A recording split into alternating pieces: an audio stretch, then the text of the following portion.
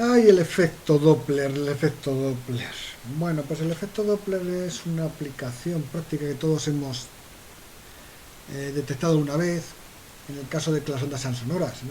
Y es que cuando un vehículo viene hacia nosotros, el sonido, el tono del sonido va a cambiar cuando luego se aleja. ¿Por qué?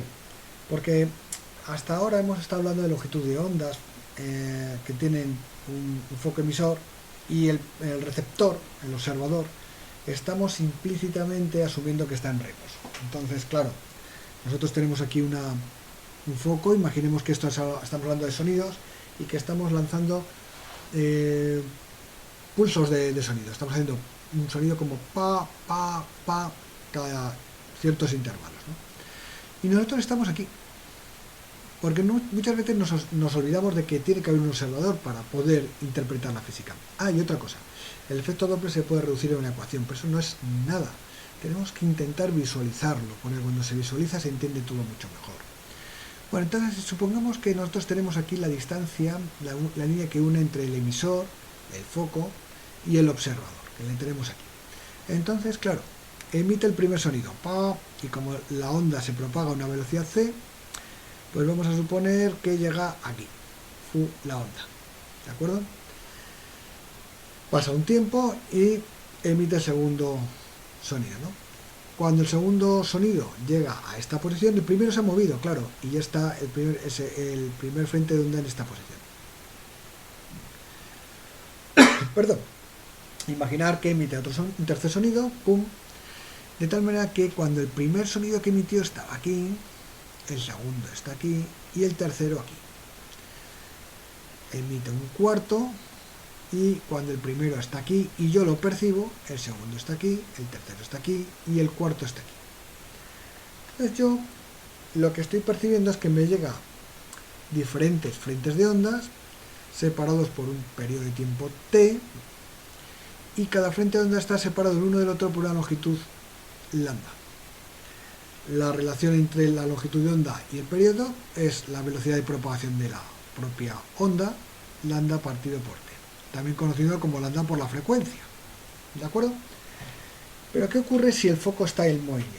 Bueno, pues si el foco está en movimiento, la longitud de onda va a cambiar, la longitud de onda que yo voy a percibir, y eso va a hacer que si es un sonido pues se haga más agudo o más grave. Vamos a verlo con este ejemplo de un clásico de una play de Walter Fent. Vamos a dar comienzo, tenemos una ambulancia que va a emitir unos sonidos de su sirena y este es el observador.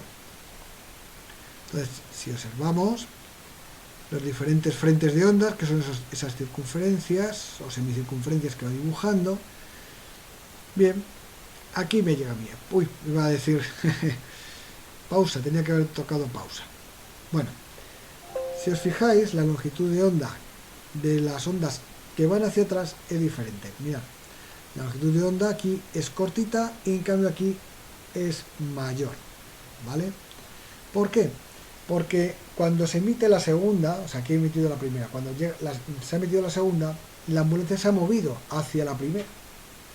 Y así sucesivamente con la tercera, la cuarta y la quinta. Entonces hace que los frentes de onda en la parte frontal se amontonen y la longitud de onda que percibe este receptor es menor. ¿De acuerdo? Vamos a verlo con otro clásico que está en el curso de física interactivo. Si nosotros aquí emitimos, ¿vale?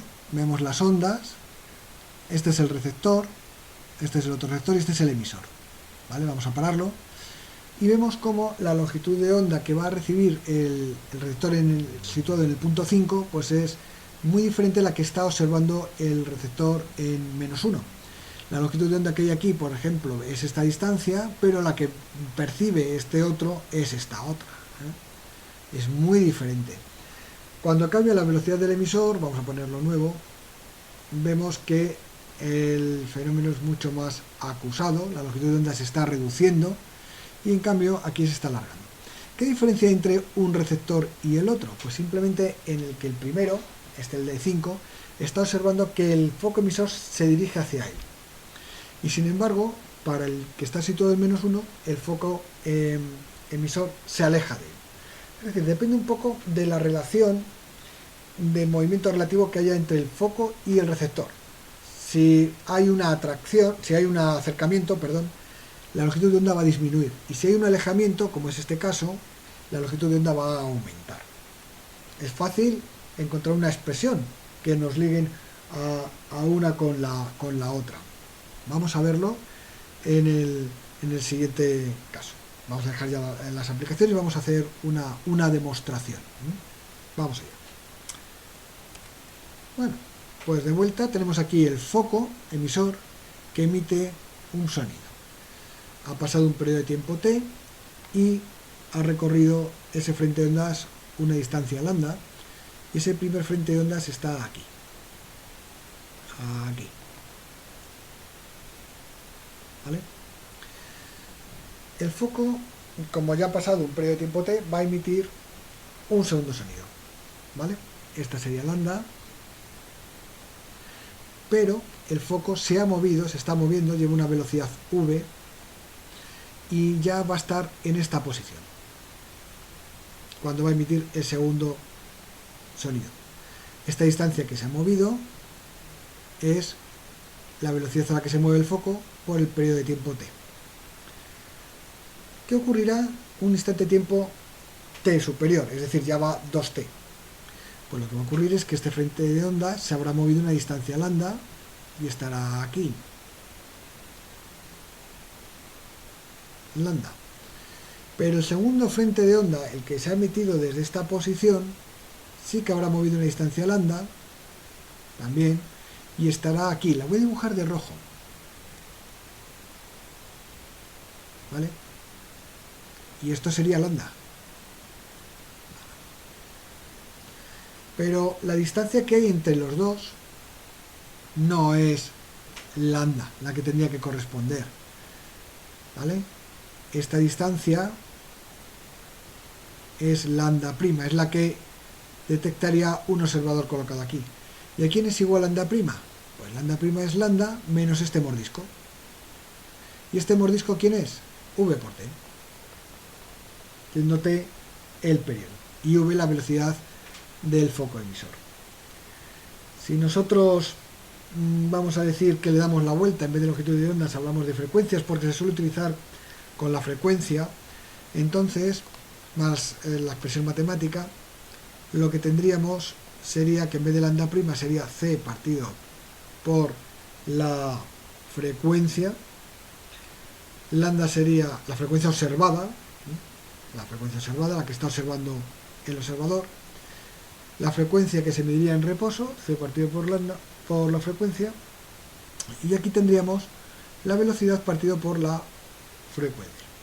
Evidentemente aquí tenemos una resta con el mismo denominador y tendríamos c menos v. Y ya podríamos despejar aquí la frecuencia phi', que sería la frecuencia que observa, o mu', perdón, la frecuencia que observa el receptor. Entonces simplemente sería la frecuencia, aquí tendríamos c y aquí tendríamos c menos v. Y esta es la expresión de la frecuencia que observaría este receptor cuando el foco viene a su encuentro. Si fuera alejamiento, en vez de perder un fragmento lambda prima, aumentaría. Es decir, en vez de ser un menos, aquí sería un más. Y la expresión sería esta. Esto sería entonces para acercamientos y esto es para alejarse. Bueno, ¿y qué pasa si se acerca uno y el otro se aleja? O sea, está en movimiento los dos relativo. Bueno, pues la expresión es un poquito más compleja, pero no obtenemos una expresión general. La voy a poner por curiosidad, pero siempre vamos a tener que utilizar cualquiera de estas dos. La frecuencia que observaría en el caso de que hubiera un movimiento de los dos sería igual a la frecuencia en reposo. Aquí tendríamos c más la velocidad de propagación de la onda, c, y aquí menos, perdón, que me he emocionado con tanta c. Aquí arriba tendríamos la velocidad de propagación del observador, vamos a poner la v observador, y aquí tendríamos la velocidad del foco emisor. Si el foco emisor se mueve hacia la derecha, esta sería una cantidad positiva. Si el observador se mueve hacia la izquierda sería una cantidad negativa, ¿de acuerdo? ¿Por qué? Pues porque son vectores en realidad. Entonces tenemos que tener en cuenta la notación vectorial, el movimiento lineal en una única dimensión, adelante y atrás, pues hacia la derecha serían positivos los valores, hacia la izquierda serían negativos. Este efecto Doppler es muy importante porque nos permite, por ejemplo, saber si una galaxia se está alejando de nosotros o acercándose, porque nosotros veríamos la frecuencia de la luz y veríamos que si se aleja, si se está alejando, veríamos que la galaxia, la luz que nosotros observamos, tendería a irse hacia un color más rojizo, hacia una frecuencia más baja. Sin embargo, si se acerca hacia nosotros sería más azul, sería una frecuencia mayor. Y eso también es lo que hace la policía para detectar la velocidad de un coche. Emite una señal de radar de una frecuencia conocida, recibe un eco con una frecuencia distinta, porque el coche se convierte en un foco emisor al rebotar ahí las ondas, y entonces se puede deducir la velocidad que tiene el coche sabiendo la velocidad de la luz.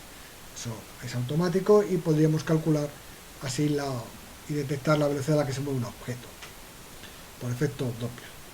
Bueno, pues con esto hemos terminado todo lo del efecto Doppler. Importante, una cosa es la visualización, entender el proceso, por qué ocurre, ¿vale? Esto que hemos visto aquí, cómo se van juntando las diferentes frentes de onda, y otra cosa ya son la parte matemática para resolver los ejercicios que nos pongan.